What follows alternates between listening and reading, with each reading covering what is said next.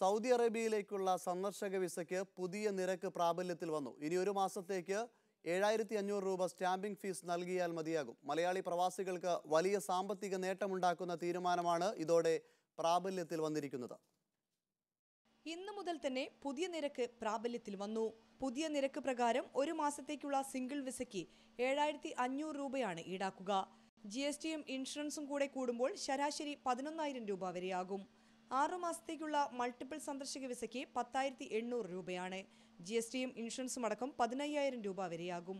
ഒരു വർഷത്തേക്കുള്ള മൾട്ടിപ്പിൾ വിസയ്ക്ക് 22,000 രൂപയായിരിക്കും ഇനിയുള്ള ചാർജ്. ഒരു ഉമ്മയും ഒരു 3 കുട്ടികളുള്ള ഫാമിലി ആണെങ്കിൽ 4 പേർക്കും കൂടി 40, 43, 44 ആ റേഞ്ചിലേക്ക് താഴും. 2016 ഒക്ടോബറിലായിരുന്നു സൗദിയിലേക്കുള്ള സന്ദർശക വിസകൾക്ക് അധിക ഫീ ഏർപ്പെടുത്തിയിരുന്നത്.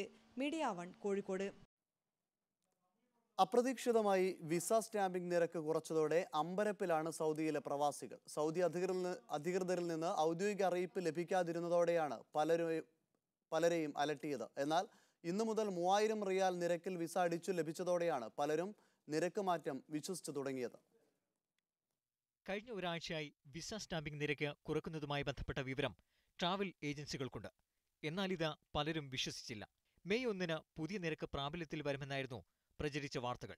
ഇന്ത്യയിൽ മെയ് 1 അവധിയായതിനാൽ പുതിയ നിരക്ക് സംബന്ധിച്ച സംശയങ്ങൾ ബാക്കി നിന്നു. പുതിയ നിരക്ക് പ്രാബല്യത്തിൽ വന്ന കാര്യം വിവിധ ട്രാവൽ ഏജൻസികൾ ഇന്നലെ രാത്രി അറിയിച്ചു. 2000 റിയാലിൽ നിന്നും 305 റിയാലിലേക്ക് സ്റ്റാമ്പിംഗ് നിരക്ക് കുറച്ചതായാണ് ട്രാവൽ ഏജന്റുകൾ വിശദീകരിച്ചത്. പക്ഷേ അപ്പോഴൊന്നും ഇത് സംബന്ധിച്ച് സൗദി അധികൃതരിൽ നിന്നും വിശദീകരണം വന്നില്ല. ഇന്ന് മുംബൈ കോൺസുലേറ്റിൽ സ്റ്റാമ്പിങ്ങിന് പോയ ഏജന്റുമാരാണ് വിസ സ്റ്റാമ്പിംഗ് പുതിയ നിരക്കിൽ ലഭ്യമായത് അറിയിച്ചത്. കുട്ടികൾക്കും വൃദ്ധന്മാർക്കുമെല്ലാം 305 റിയാലിൽ തന്നെ ഫാമിലി വിസ ലഭിച്ചു. 6400 രൂപ വിസ സ്റ്റാമ്പിംഗ് ചാർജും 2000 രൂപ ഇൻഷുറൻസും മോഫയും അടക്കം 9000 രൂപയ്ക്ക് താഴെയാണിപ്പോൾ ഒരാൾക്ക് സൗദിയിലേക്കുള്ള വിസ നിരക്ക്. ഈ നിരക്കിലാണിപ്പോൾ വിസയടിക്കുന്നത്. സന്ദർശക ബിസിനസ് വിസ സംബന്ധിച്ച് മാത്രമാണ് സംശയങ്ങൾ ബാക്കി. ഇതിൽ വരും ദിവസങ്ങളിൽ കൃത്യത ലഭിക്കുമെന്ന് ട്രാവൽ ഏജന്റുമാർ പറയുന്നു. പുതിയ ഫീസ് നിരക്ക് പ്രാബല്യത്തിലായെങ്കിലും ഇത് സംബന്ധിച്ച ഔദ്യോഗിക വിശദീകരണം വരും ദിവസങ്ങളിൽ ഉണ്ടാകുമെന്നാണ് പ്രതീക്ഷിക്കുന്നത്. Aftab Rahman, media 1, Riyadh. ഇന്ത്യയിൽ നിന്നും കുവൈത്തിലേക്കുള്ള വനിതാ ഗാർഹിക തൊഴിലാളി റിക്രൂട്ട്മെന്റ് അടുത്തയാഴ്ച പുനരാരംഭിക്കും. കുവൈത്ത് ആഭ്യന്തര മന്ത്രാലയത്തിന് കീഴിലെ ഗാർഹിക തൊഴിലാളി വകുപ്പും ഇന്ത്യൻ എംബസിയും തമ്മിൽ നടന്ന ചർച്ച വിജയകരമായതിനെ തുടർന്നാണ് 3 വർഷമായി നിലച്ച റിക്രൂട്ട്മെന്റ് പുനരാരംഭിച്ചത്. ഇതു സംബന്ധിച്ച് ആഭ്യന്തര മന്ത്രാലയം വിദേശ മന്ത്രാലയത്തിന് മെമ്മോ നൽകിയിട്ടുണ്ട്. ഗാർഹിക മേഖലയിലെത്തുന്ന തൊഴിലാളികളുടെ ശമ്പളം, ജോലി സമയം, അവകാശ സംരക്ഷണം, ആനുകൂല്യങ്ങൾ എന്നിവ സംബന്ധിച്ച് ഇന്ത്യൻ എംബസിക്ക് കുവൈത്ത് അധികൃതർ ഉറപ്പു നൽകിയിട്ടുണ്ട്. അടുത്തയാഴ്ച റിക്രൂട്ട്മെന്റ് നടപടികൾക്ക് തുടക്കമാകുമെങ്കിലും എന്നാണ് ആദ്യ സംഘമെത്തുക എന്ന് വ്യക്തമായിട്ടില്ല. 3 വർഷമായി കുവൈത്തിലേക്ക് ഇന്ത്യയിൽ നിന്നുള്ള ഗാർഹിക ജോലിക്കാരുടെ വരവുണ്ടായിരുന്നില്ല. സ്ത്രീകളെ വിദേശത്ത് വീട്ടുജോലിക്കയക്കണമെങ്കിൽ സ്പോൺസർ അതത് രാജ്യത്തെ ഇന്ത്യൻ എംബസിയിൽ $2500 ബാങ്ക് ഗ്യാരണ്ടി നൽകണമെന്ന ഇന്ത്യൻ വിദേശകാര്യ മന്ത്രാലയത്തിന്റെ തീരുമാനത്തെ തുടർന്നായിരുന്നു ഇത്. കഴിഞ്ഞ സെപ്റ്റംബറിൽ ബാങ്ക് ഗ്യാരണ്ടി നിബന്ധന പിൻവലിച്ചെങ്കിലും എംബസി കോൺട്രാക്ട് അറ്റസ്റ്റ് ചെയ്ത് നൽകാത്തതിനാൽ ഇന്ത്യയിൽ നിന്ന് പുതുതായി ഗാർഹിക വിസയിൽ സ്ത്രീകൾക്ക് വരാൻ സാധിച്ചിരുന്നില്ല. റമദാന് മുമ്പ് ഇന്ത്യയിൽ നിന്നുള്ള ഗാർഹിക ജോലിക്കാരുടെ റിക്രൂട്ട്മെന്റ് പുനരാരംഭിക്കുന്നത് ഗാർഹിക തൊഴിലാളി ക്ഷാമം മൂലം ബുദ്ധിമുട്ടുന്ന കുവൈത്തിന് വലിയ ആശ്വാസമാകും. തർക്കത്തെ തുടർന്ന് ഫിലിപ്പൈൻസ് വേലക്കാരികളെ അയക്കുന്നത് നിർത്തിയതോടെയാണ് ഗാർഹിക മേഖലയിൽ പ്രതിസന്ധി രൂക്ഷമായത്.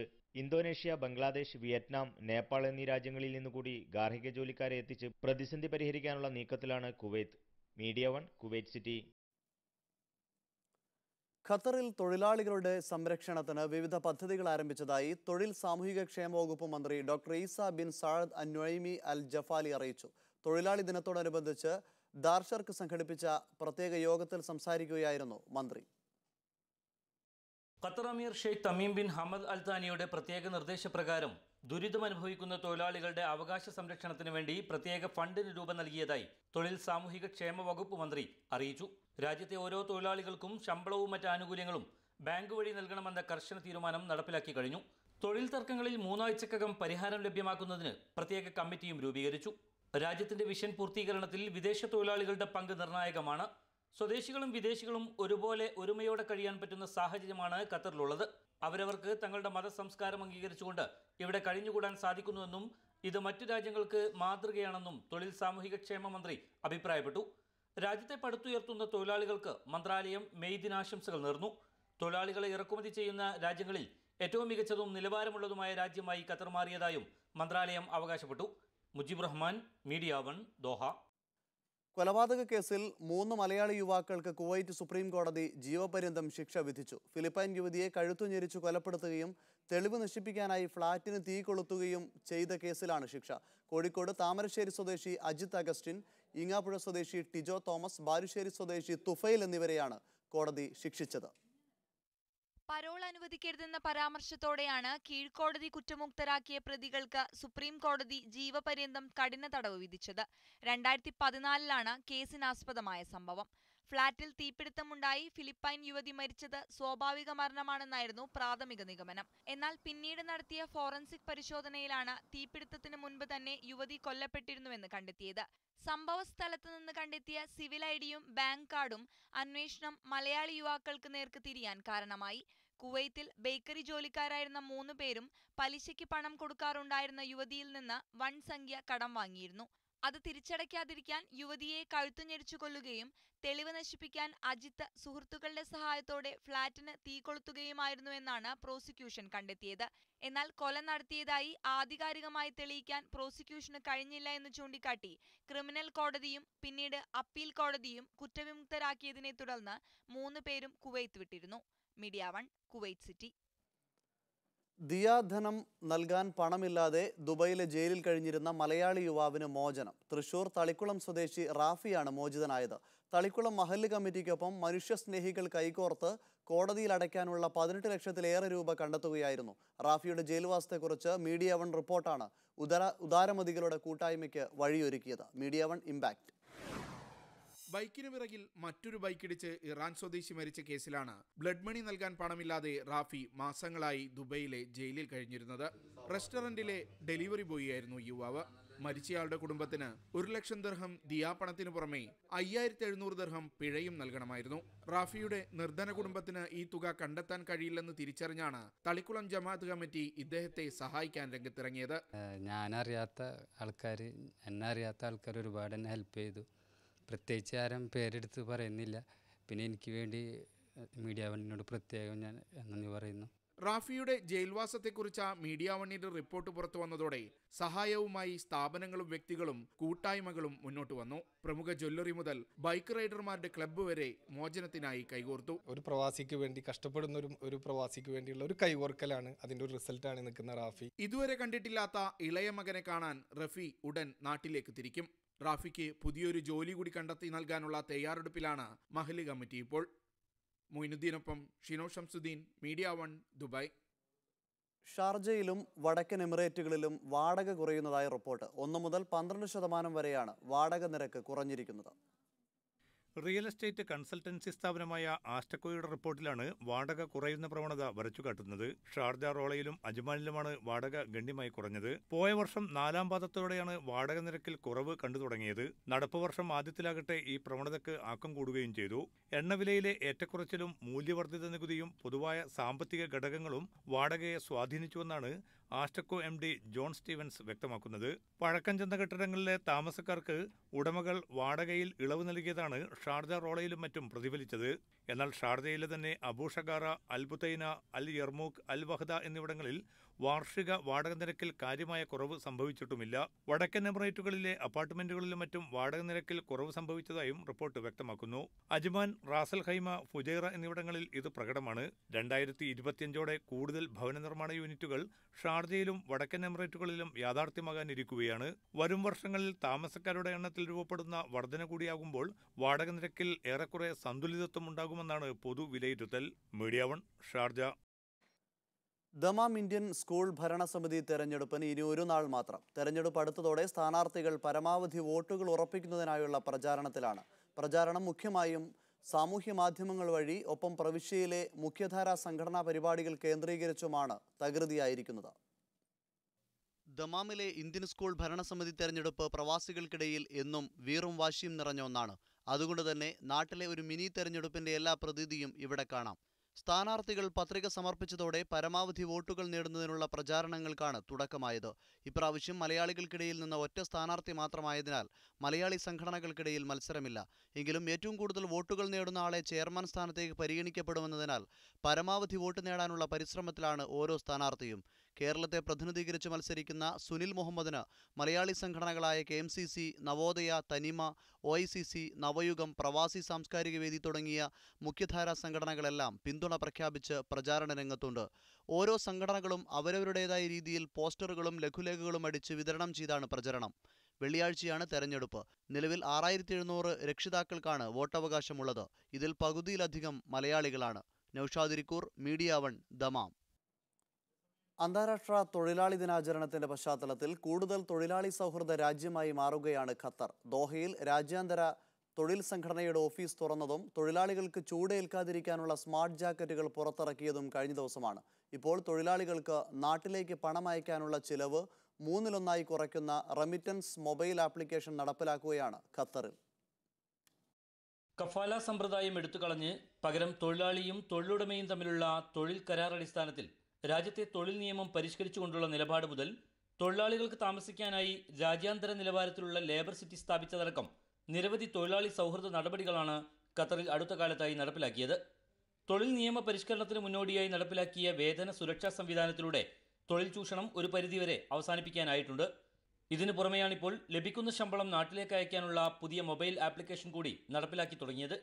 ഇതനുസരിച്ച് 5 റിയാൽ മാത്രമാണ് നാട്ടിലേക്ക് പണം അയക്കാനുള്ള ചെലവ്. എക്സ്ചേഞ്ചുകൾ വഴി പണമയക്കുന്നതിന് 15 റിയാൽ മുടക്കേണ്ടി വരുന്ന സാഹചര്യത്തിലാണ് തൊഴിലാളികൾക്ക് 1/3 ചെലവിൽ പണമയക്കാൻ സർക്കാർ തന്നെ സംവിധാനമൊരുക്കിയത്. ഖത്തർ സെൻട്രൽ ബാങ്കിന്റെ ഈ ആപ്ലിക്കേഷൻ ആദ്യം ലോകകപ്പ് സ്റ്റേഡിയം നിർമ്മാണ തൊഴിലാളികൾക്കിടയിലും പിന്നീട് രാജ്യത്തെ മുഴുവൻ തൊഴിലാളികൾക്കിടയിലും നടപ്പിലാക്കാനാണ് പദ്ധതി. ഇപ്പോൾ രാജ്യത്തെ പല ലേബർ ക്യാമ്പുകളിലും ഇത് നടപ്പിലാക്കി വരികയാണ്. സാധാരണ നിലയിൽ നാട്ടിലേക്ക് പണമയക്കുന്നതിന് എക്സ്ചേഞ്ച് വഴി പണമയക്കുമ്പോൾ 15 റിയാലാണ് എക്സ്ചേഞ്ച് സർവീസ് ചാർജ് ഈടാക്കുന്നത്. എന്നാൽ തൊഴിലാളിക്ക് 5 റിയാലിന് അവൻ്റെ നാട്ടിലെ അക്കൗണ്ടിലേക്ക് കാശടക്കാനുള്ള ഒരു ആപ്പാണ് ഖത്തർ ഗവൺമെന്റ് ഡെവലപ്പ് ചെയ്തിരിക്കുന്നത്. അന്താരാഷ്ട്ര തൊഴിലാളി ദിനത്തോടനുബന്ധിച്ച് രാജ്യത്ത് നടപ്പിലാക്കിയ സുപ്രധാനമായ തീരുമാനങ്ങൾ പ്രശംസ പിടിച്ചു പറ്റിയിട്ടുണ്ട്. കടുത്ത വേനലിൽ തൊഴിലാളികൾക്ക് ചൂടിൽ നിന്ന് രക്ഷ നേടാനുതകുന്ന സ്മാർട്ട് ജാക്കറ്റ് പുറത്തിറക്കിയ തൊഴിൽ മന്ത്രാലയത്തിന്റെ ചുവടുവെപ്പും മിഡിൽ ഈസ്റ്റിലാദ്യമായി രാജ്യാന്തര തൊഴിലാളി സംഘടനയുടെ ഓഫീസ് തുറന്ന നടപടിയും ഖത്തർ കൂടുതൽ തൊഴിൽ സൗഹൃദ രാജ്യമായി മാറുന്നതിന്റെ തെളിവുകളായാണ് വിലയിരുത്തപ്പെടുന്നത്. Mujeeb Rahman, media 1, Doha. സുറിയാനി സഭയുടെ പരമാധ്യക്ഷനായ പാത്രിയാർക്കീസ് മോറാൻ മോർ ഇഗ്നാത്തിയോസ് അപ്രേം ദ്വിതീയൻ ബാവ ഒമാനിലെത്തുന്നു. ഈ മാസം 8 മുതൽ 12 വരെയാണ് സന്ദർശനം. ഒമാനിൽ ആദ്യമായി വരുന്ന ബാവ സർക്കാരിന്റെ അതിഥിയായാണ് എത്തുന്നത്. ഒമാനിലെ വിവിധ പൊതുപരിപാടികളിൽ പങ്കെടുക്കുന്നതിനോടൊപ്പം ഗാലയിൽ പുതുതായി പണി കഴിപ്പിച്ച യാക്കോബായ സുറിയാനി ദേവാലയത്തിലെ അഭിഷേക കൂദാശയും പാത്രിയാർക്കീസ് ബാവ നിർവഹിക്കും. 8-ന് വൈകുന്നേരം എത്തുന്ന ബാവ അന്ന് രാത്രി നടക്കുന്ന പരിപാടിയിൽ ഒമാനിലെയും UAEയിലെയും പൗരപ്രമുഖരെയും രാജകുടുംബാംഗങ്ങളെയും കാണും. 10-നാണ് ഗാലയിൽ പുതുതായി പണി കഴിപ്പിച്ച യാക്കോബായ സുറിയാനി പള്ളിയുടെ ഉദ്ഘാടനം നടക്കുക. അദ്ദേഹത്തിന്റെ കാർമ്മികത്വത്തിൽ വിശുദ്ധ കുർബാനയും ഉണ്ടാകും. കമാൻഡർ ഡോക്ടർ തോമസ് അലക്സാണ്ടറുടെ നേതൃത്വത്തിലാണ് ഈ ദേവാലയം പണിതത്. ശനിയാഴ്ച ഒമാനിൽ നിന്ന് അദ്ദേഹം തിരിച്ചുപോകും. Father Basil Varghese, father PJ Aneesh, commander doctor Thomas Alexander, doctor Ranji Mathew, doctor PC Sherimon, Shibu K Jacob, George Varghese, Biju Jacob Vennikulam, Bindu Palakkal എന്നിവരും വാർത്താ സമ്മേളനത്തിൽ പങ്കെടുത്തു. Media 1, Muscat. ഉറക്കത്തിനിടെയുള്ള മരണങ്ങൾ പ്രവാസി യുവാക്കൾക്കിടയിൽ സാധാരണമാവുകയാണ്. ഹൃദയാഘാതങ്ങളുടെ തോതും വർദ്ധിച്ചു. ജീവിതശൈലിയിലെ മാറ്റങ്ങളാണ് ഇതിനെല്ലാം പ്രധാന കാരണമായി ആരോഗ്യരംഗത്തുള്ളവർ പറയുന്നത്. പ്രമേഹം, പ്രഷർ ഇത് പണ്ട് മുതലേ പ്രവാസികളുടെ സമ്പാദ്യമാണ്. പക്ഷേ ഉറക്കത്തിലും കുഴഞ്ഞു വീണുമുള്ള മരണങ്ങൾ ഗണ്യമായി വർദ്ധിച്ചു. കാരണമുണ്ട്. പ്രമേഹത്തിന്റെ പ്രധാന കോംപ്ലിക്കേഷൻ ഹൃദ്രോഗമാണ്. അപ്പോൾ വ്യക്തമായ ചികിത്സ ലഭിക്കുന്നില്ലെങ്കിൽ, കൃത്യമായ ചികിത്സ ലഭിക്കുന്നില്ലെങ്കിൽ അവർക്ക് ഹൃദ്രോഗം വരാനും പെട്ടെന്ന് ഇങ്ങനെ കുഴഞ്ഞു വീണുള്ള മരണം സംഭവിക്കാനും സാധ്യതയുണ്ട്. പ്രമേഹത്തിനും പ്രഷറിനുമൊപ്പം പുകവലി കൂടിയാകുന്നതോടെ നിശബ്ദ മരണം ഉറപ്പ്. നമുക്ക് ഒരാൾക്ക് ഷുഗറും പ്രഷറും ഉണ്ടെങ്കിൽ അയാൾ ഒരു അറ്റാക്ക് എന്ന രീതിയിൽ എത്തിക്കുക ഈ സ്മോക്കിങ്ങിന് വലിയൊരു റിസ്ക് ഫാക്ടറാണ്. ഒറ്റപ്പെട്ട ജീവിത സാഹചര്യങ്ങളും ജോലിയിലെ സമ്മർദ്ദവും കാര്യങ്ങൾ വഷളാക്കും. ഒറ്റയ്ക്കുള്ള ജീവിതവും എല്ലാം കൊണ്ടുള്ള അവരുടെ മാനസിക സമ്മർദ്ദം ഒരു പരിധിവരെ ഇതിനെല്ലാം കാരണമാകും. ഇത് മറികടക്കാൻ രാവേറെയുള്ള കിടത്തവും പകലുറക്കവും ഒഴിവാക്കണം. നിങ്ങളുടെ ഉറക്കം ഒരിക്കലും നിങ്ങൾ തെറ്റിക്കരുത്. കറക്റ്റ് സമയത്തിന് തന്നെ നിങ്ങൾ ഉറങ്ങണം. ഒരുപാട് വൈകി ഉറങ്ങി പിന്നെ ഉച്ചയുറക്കം നിങ്ങൾ കഴിയുന്നതും ഒഴിവാക്കും. മികച്ച വ്യായാമത്തിന് ഉറക്കമരണങ്ങളെ പ്രതിരോധിക്കാനാകുമെന്നാണ് ഡോക്ടർമാരുടെ പക്ഷം. Naushad Irikkur, media one Dammam. റമലാനിൽ ദുബായിലെ സ്കൂളുകളിൽ അധ്യയന സമയം 5 മണിക്കൂറാക്കി കുറയ്ക്കും. മുഴുവൻ വിദ്യാർത്ഥികൾക്കും വ്രതമനുഷ്ഠിക്കാൻ സൗകര്യമൊരുക്കണമെന്നും സ്കൂളുകൾക്ക് അധികൃതർ നിർദ്ദേശം നൽകി. റമലാനിൽ രാവിലെ 8-നും 8:30-ക്കുമിടയിലാണ് സ്കൂൾ പ്രവർത്തനം ആരംഭിക്കേണ്ടത്. ഉച്ചയ്ക്ക് 1-നും 1:30-ക്കുമിടയിൽ അധ്യയനം അവസാനിപ്പിക്കണം. മൊത്തം അധ്യയന സമയം 5 മണിക്കൂറിൽ കൂടുതലാവരുതെന്നും Dubai knowledge and human development authority സ്കൂളുകൾക്ക് അയച്ച സർക്കുലറിൽ നിർദ്ദേശം നൽകി. വ്രതമനുഷ്ഠിക്കുന്ന വിദ്യാർത്ഥികളെ കായിക പഠനത്തിൽ നിന്ന് വിട്ടുനിൽക്കാൻ അനുവദിക്കണം. നിർജ്ജലീകരണം, തളർച്ച എന്നിവയിൽ നിന്ന് കുട്ടികളെ സംരക്ഷിക്കാൻ സ്കൂൾ അധികൃതർ ശ്രദ്ധിക്കണം. റമദാനോടും വ്രതമനുഷ്ഠിക്കുന്നവരോടുമുള്ള ആദരവ് പ്രകടിപ്പിക്കുന്നതിന്റെ ഭാഗമായി പൊതു ഇടങ്ങളിൽ ഭക്ഷണം കഴിക്കുന്നത് വിദ്യാർത്ഥികളും ഒഴിവാക്കണം. ഭക്ഷണം കഴിക്കാനായി പ്രത്യേകം ഏർപ്പെടുത്തിയ സ്ഥലങ്ങൾ മാത്രം വ്രതമില്ലാത്തവർ ഉപയോഗിക്കണമെന്നും സർക്കുലറിൽ പറയുന്നു. Media one, Dubai. കുവൈറ്റിലെ നാസർ ബദ്ദ ട്രേഡിംഗ് കമ്പനി ജീവനക്കാർക്ക് വേണ്ടി നടപ്പാക്കുന്ന ഭവന പദ്ധതിയുടെ ആദ്യ ഗഡു വിതരണം ചെയ്തു. മിന അൽ സോറിലെ കമ്പനി ആസ്ഥാനത്ത് നടന്ന ചടങ്ങിൽ NBTC ചെയർമാൻ KG എബ്രഹാം ഗുണഭോക്താക്കൾക്ക് തുക കൈമാറി. 140ഓളം അപേക്ഷകളിൽ നിന്ന് തെരഞ്ഞെടുത്ത 25 പേർക്കാണ് ഹോം ഫോർ ഹോംലെസ് പദ്ധതിയിലൂടെ വീട് നിർമ്മിച്ചു നൽകുന്നത്. നിർമ്മാണത്തുക 4 ഗഡുക്കളായി നൽകി വർഷാവസാനത്തോടെ പദ്ധതി പൂർത്തിയാക്കാനാണ് ഉദ്ദേശിക്കുന്നതെന്ന് NBTC ചെയർമാൻ പറഞ്ഞു. ഇതോടൊപ്പം ഗോപിനാഥ് മുതുകാടിന്റെ മാജിക് പ്ലാനറ്റിനു കീഴിൽ ഓട്ടിസം ബാധിച്ച കുട്ടികളുടെ പുനരധിവാസ പദ്ധതിക്കായി 10 ലക്ഷം രൂപയും NBTC നൽകും. 20,000-ലധികം ജീവനക്കാരുള്ള കമ്പനി വളർച്ചയുടെ പുതിയ ഘട്ടത്തിലേക്ക് പ്രവേശിക്കുകയാണെന്നും ജീവനക്കാരുടെ ക്ഷേമത്തിന് പദ്ധതികൾ തയ്യാറാക്കാൻ കമ്പനി പ്രതിജ്ഞാബദ്ധമാണെന്നും KG എബ്രഹാം കൂട്ടിച്ചേർത്തു. നേരത്തെ 75,000 ദിനാർ ചെലവഴിച്ച് 30 പേർക്ക് കമ്പനി വീടുകൾ നിർമ്മിച്ചു നൽകിയിരുന്നു. Media one, Kuwait city.